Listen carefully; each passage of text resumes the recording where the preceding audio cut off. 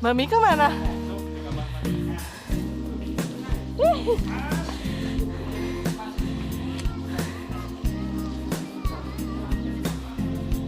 Kita sebelum masuk kita udah dulu ya teman-teman.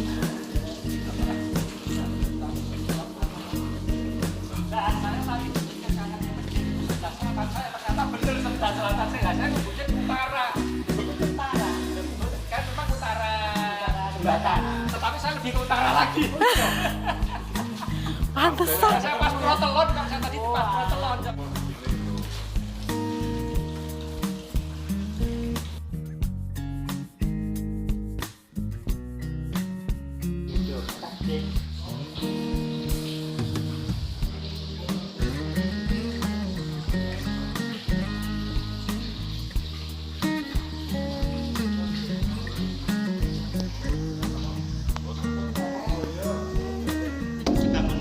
Masya Allah.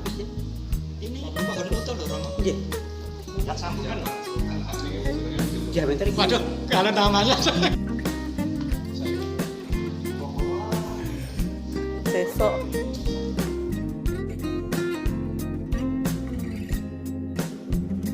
Selo Tilas Palenggahan Dalem ini dipercaya merupakan tempat Kanjeng Sultan Agung Hanyokorokusumo duduk mengawasi proses pembangunan makam Giriloyo. Akan tetapi ada cerita lain terkait asal mula Selo Tilas Palenggahan Dalem ini, di mana dipercaya selo ini atau batu ini merupakan batu yang dilempar dari Mekah oleh Kangjeng Susuhunan Kalijogo. Akan tetapi kalau kita pertautkan dengan masa hidup Kanjeng Sunan Kalijogo, maka yang lebih mendekati yang dimaksud adalah Kanjeng Susuhunan Hadi atau Kanjeng Susuhunan Kalijogo kaping kalih. Beliau diceritakan Kanjeng Susunan Kalijogo melempar batu tersebut dari Mekah sebagai tetenger dibangunnya makam oleh Kanjeng Sultan Agung Hanyokorokusumo. Akan tetapi dalam legenda dan dalam cerita yang masyhur diceritakan bahwa ternyata paman beliau yang juga linueh, yaitu Kanjeng Panembahan Juminah bin Kanjeng Panembahan Senopati Engalogo, telah terlebih dahulu standby atau terlebih dahulu mendahului di posisi batu tersebut jatuh sebelum Kanjeng Sultan Agung sendiri menemukan lokasi jatuhnya batu tersebut. Oleh karena itu, dalam cerita-cerita yang berkembang diceritakan bahwa Gusti Panembahan Juminah meminta kepada Kanjeng Sultan Agung, oleh karena beliau yang pertama kali menemukan tempat jatuhnya batu tersebut, agar dirinya juga ikut dimakamkan di Hastono Giriloyo yang akan dibangun sebagai pemakaman keluarga kerajaan.